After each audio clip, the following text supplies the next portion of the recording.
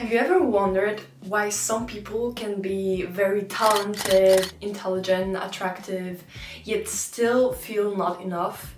And why some people can live a completely quiet life, never chasing recognition or success, yet still feel so at peace with who they are and just free to pursue whatever they want in life? It is possible, because we're talking about completely different psychological concepts. So before I get to the main point of the video, I'll firstly briefly explain what do they mean. And yeah.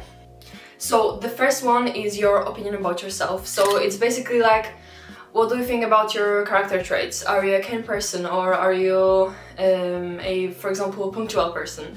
It can be about your looks, about your abilities, whatever.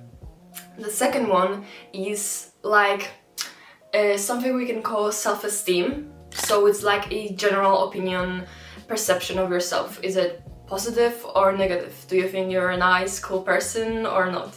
Something like this. And the third one, which is the most blurred one and the most deep one. And like this video will basically be about it. So this is self-worth. You probably have some kind of definition of self-worth you could hand over right now. But do we actually understand what it means? Or do we just pretend it is such a real thing because it is so real to our society that we don't even question it? So self-worth is to experience deep down that you don't need to justify your right to exist. The sense of self-worth can be shown through feeling like you can act in this world, feeling like you deserve and you can have the same things that other people like you have. Like you can do whatever you want and that you are a good person for whatever you want to achieve. And of course I don't mean everyone is destined for everything, because we all have some predispositions, but I mean that if you're able to do something, then you can as well pursue it. Also, the sense of self-worth is the feeling that you can have input like every other person, whether it be in friend groups or in your career or whatever. And also I want to say that for some people it might be hard to understand what I'm talking about, because some people just didn't experience this, but yeah, so I understand you and don't feel like something's wrong. The problem is, which ultimately starts the cycle I'll be talking about, is that people answer the question, do I mean something? Am I worthy? By looking at their abilities, believing that only this can bring meaning to their existence. The abilities, in turn, are shown by our performance, and more precisely, by our results. And that's how our slavery started. Okay, so I'll tell you a few ways in which it appears, and you'll see if it's relatable for you, because it doesn't have to.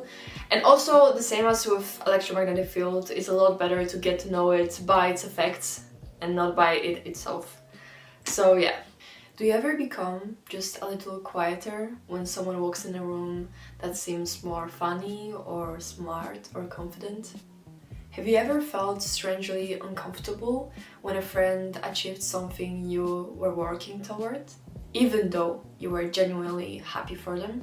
Has one mistake ever made you question not just what you did, but who you are? And I would also like to address that if people answer the question, am I worth being here? Do I mean something? Depending on their performance, we can quickly realize that people that have significant achievements, make a lot of money, are known by something, this mindset works for them. But what about teenagers? Do we really have to work so much to finally have this emotional stability? What about the people that live a quiet life? People that don't seek those achievements or being known or whatever. Do they really have to change their whole lifestyle and their plans for the future just to like gain this sense of self-worth? And yet, some organizations, some people profit from implementing those mindsets in us. School rewards performance, companies reward performance, social media rewards performance, sports reward performance. It makes perfect sense after years of living in the system that is built around performance, we eventually start measuring ourselves in the same way. I heard a question recently. How would you live? What would you start? What will be your meaning? What would you take on? if money wasn't the problem, if you had all the money. But I would go a little further. How would you be living if self-worth wasn't a problem? How would you live if you knew that your worth has been given to you at the beginning? If you wouldn't have to do anything special, beside of being the kind of person you want to be. If from the start you knew you have meaning, and that you can feel here at home. Would you feel different? Would you act different? Would you do something else than you're doing right now? If only this mindset shift trial can change your emotional state and your perspective in this short amount of time, and think about what could it do in your life. What could change if you start moving like this in this world? We have to realize that staying in this cycle is keeping us from being free, from looking at the world, at life's meaning, at the meaning of what we just act upon, in finally reasonable way, logical, reasonable way, like the way you just experienced. Okay, so finally, if performance can't carry the weight of your worth, then what can? So there are basically three options. So first one, you can either let the world do that. So basically you're letting achievements, other people, etc. handle your worth, which we discussed doesn't really make much sense in the long run. So the second one is that you can give this task to yourself. So basically you can just fix it in your mindset. Just start thinking like you already have the worth.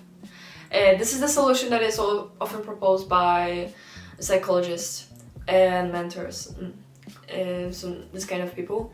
But unfortunately, it can be as unstable as the first option, considering our emotionality. And the third option, which I chose and makes the most sense for me, is to receive it from someone beside of the world and yourself.